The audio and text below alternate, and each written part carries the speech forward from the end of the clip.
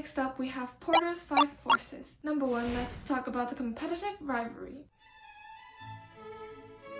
This is the most significant consideration in Apple's strategic management. Apple has high aggressiveness of firms, low differentiation of products, and also low switching costs. Companies like Samsung and LG tend to aggressively compete with Apple. Actions like aggressive advertising and imitation will impose a strong force in the industry environment. Moreover, in terms of product differentiation, available products in the market are very similar in fulfilling specific purposes. For example, many popular apps are available in both Android and iOS devices. And cloud storage services from different companies are also available to iOS users. In Porter's 5 forces analysis model, this condition creates a strong force by making it easy for customers to switch to other sellers or providers. On the other hand, the low switching cost means that it is convenient for customers to switch from Apple to other brands based on price, function, accessibility, network externalities, and related concerns. These combination of these external factors leads to tough competitive rivalry. Next up, we have bargaining power of Apple's customers and buyers. So for Apple, they have small size of individual buyers and also high buyer information. It is easy for customers to change brands, thereby making them powerful in compelling companies like Apple to ensure customer satisfaction.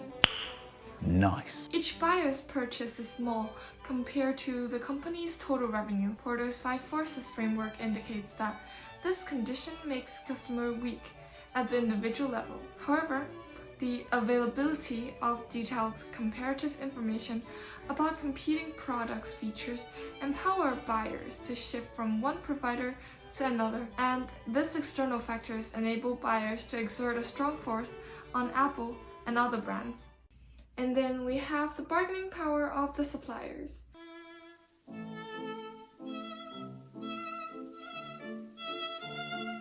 So Apple has moderate to high number of suppliers, moderate to high overall supply, and high ratio of firm concentration to supplier concentration. The global size of its supply chain allowed Apple to access many suppliers all around the world. The resulting high number of suppliers is an external factor that presents a weak force against the company. In relation, the moderate to high overall supply of inputs, such as semiconductors, makes individual suppliers weak.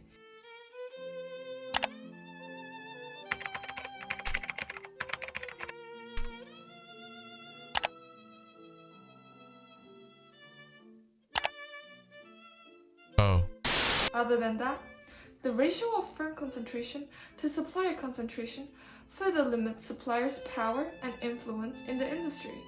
This external factor reflects that the presence of a small number of big companies like Apple and Samsung, in contrast to a large number of medium-sized and big suppliers. Thus, this shows that the bargaining power of suppliers is a fairly minor issue in developing Apple strategies for supply chain management, value chain effectiveness, innovation, and industry leadership.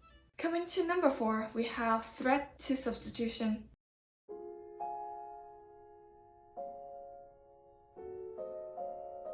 Apple has moderate to high availability of substitutes, low performance, and low buyer propensity of substitutes. Some substitutes to Apple products are readily available in the market. Let's take iPhone as an example. Technically, people can use digital cameras to take pictures or landline telephones to make calls. Although it sounds very ridiculous nowadays, it could still be doable. These external factors exert a moderate force in the industry environment. However, these substitutes have low performance. Many customers would rather use Apple products based on convenience and advanced functions. This condition makes substitution a weak force in impacting the company's business. Buyers have a low propensity to substitutes. For instance, customers would rather use smartphone than go through the hassle of buying and maintaining a digital camera, a cellular phone, and other devices. This part of the 5 forces analysis shows that Apple does not need to prioritize the threat of substitution specifically in management decision in business processes like marketing, positioning, and product design or development. Last but not least, we have threats to new entries.